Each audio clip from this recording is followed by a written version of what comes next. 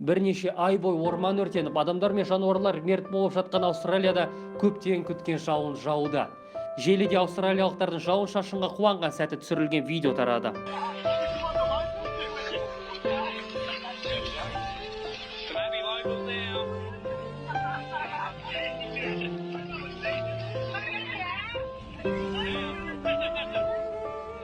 Дегенмен жергілікті өрт сөндірушілер мол жаңбырға үміттеніп отырған жоқ. Ауа райы болжам бойынша температура әлі жоғарылайды. Жергілікті өрт сөндіру қызметі жауын ең үлкен әрі қауіпті өрт ошақтарын өшірмейтінін ескертті. 2019 жылдың қыркүйегінде басталған орман өртіне 24 адам қаза тауып, 2000-ға жуық үй жанып кетті. Жергілікті биліктің мәліметінше осы уақытқа дейін миллиондаған гектар жер өртенді. Мыңдаған үй жойылды. Кейбір дерек бойынша 8000 коала мен 100 мыңдаған басқа жануар жанып кетті. Өрт алдымен жаңа оңтүстік Уэльс пен Квинсленд штатында басталып, Виктория, оңтүстік Австралия мен Тасманияға өткен.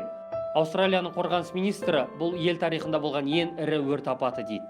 Сарапшылар өрттің себебі аптап ыстық пен құрғақшылық деген пікірде. Бүгінде өрт 5 миллион гектар жерді шарпыған. Бұл Хорватия аумағындай. Мыңдаған үй өртеніп кеткен. Елде коаланың 30%, яғни 8000-ға жуығы қырылып қалған. Себебі коала жерде тез қимылдай алмайтын жануар.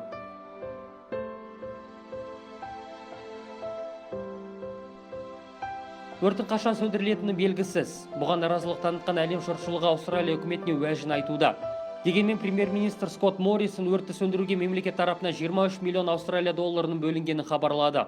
Ал апатта жапа шеккен азаматтарға кәсіпкер мен үйлерін қайта тұрғызу үшін әрқайсысына 4200 ақш доллары көлемінде өтемақы төленеді.